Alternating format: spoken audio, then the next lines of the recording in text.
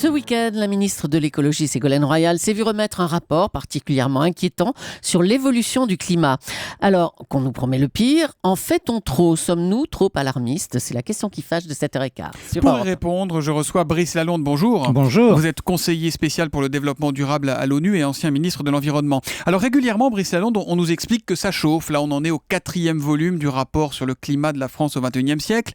Le problème, Brice Lalonde, c'est que ça ne semble empêcher personne de dormir, y compris dans les gouvernements. On a l'impression que chez les puissants du monde, tout le monde se fout du climat. Oui, vous avez raison, c'est particulièrement inquiétant. Et donc, il faut que les peuples se réveillent et forcent leurs dirigeants à agir.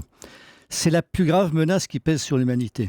Vous avez déjà dans l'atmosphère, depuis le début de l'ère industrielle, 500 milliards de tonnes de carbone qui ont été envoyées dans l'atmosphère et votre climat est déjà détraqué.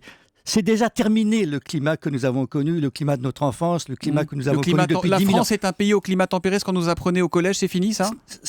C'est fini à l'échelle mondiale. La France, encore, elle s'en sort pas trop mal. Mais ça veut dire quoi ? Ça veut dire que dans quelques années en France, vous aurez des inondations comme il y a eu en Angleterre cet hiver. Vous aurez des feux de forêt comme il y a eu quelques fois en France parce que ça va chauffer de plus en plus. Vous aurez des problèmes d'eau, vous aurez des problèmes de canicule. C'est fini à l'échelle mondiale parce que déjà la mer est en train de monter. Elle monte de 3 mm par an et ça continue, ça va de plus en plus vite. Déjà les glaces sont en train de fondre. Mais si c'est foutu, pourquoi se mobiliser alors ? Parce qu'il faut éviter que ce soit encore pire.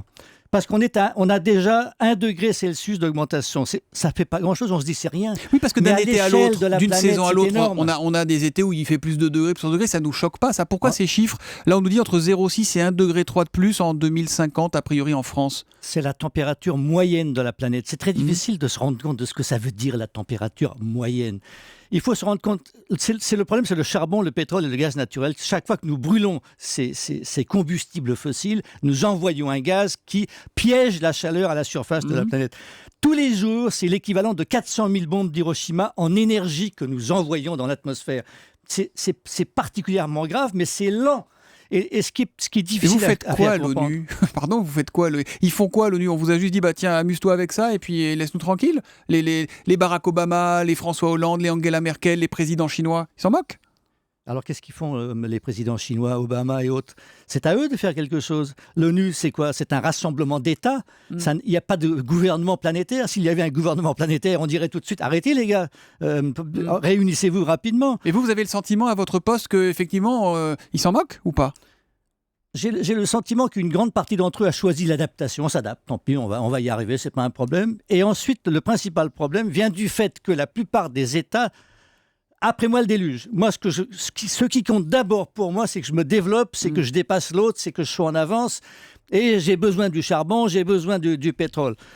Il se trouve qu'en Europe, nous n'avons pas de pétrole. Ah, ça tombe bien. Eh ben, ça veut dire que l'avenir de l'Europe, c'est précisément d'être le premier à passer à autre chose, à un autre modèle d'énergie. Cette fameuse transition énergétique. La fameuse transition énergétique. On en parle, mais on ne la voit pas venir en même temps. Mais alors, vous avez raison, invitez davantage de personnes pour dire ce que ça doit être.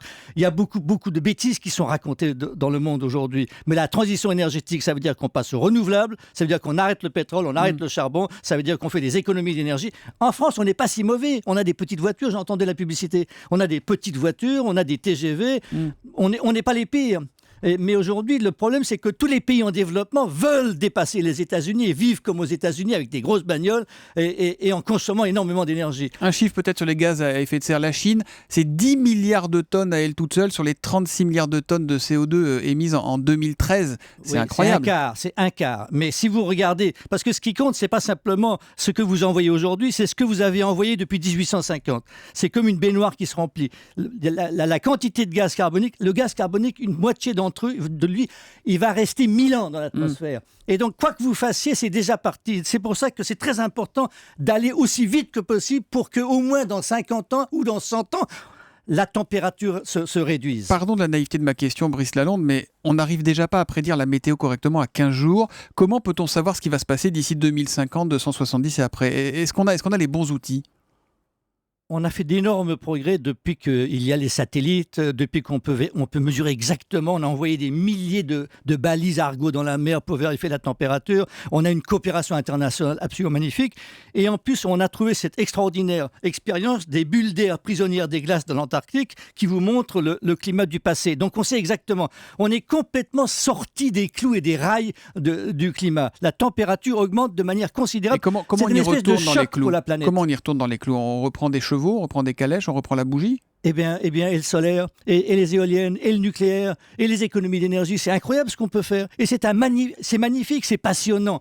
Comment est-ce qu'on peut aider le peuple, le monde entier, si vous voulez, à changer, à passer à autre chose, à vivre différemment? C'est absolument passionnant, et c'est vrai que nos dirigeants ne sont pas à la hauteur. Eh bien, on y croit avec vous, Brice Lalonde. Merci d'être venu en tout cas ce matin sur Europe 1. Je rappelle que vous êtes conseiller spécial pour le développement durable à l'ONU. Merci et bonne journée à vous.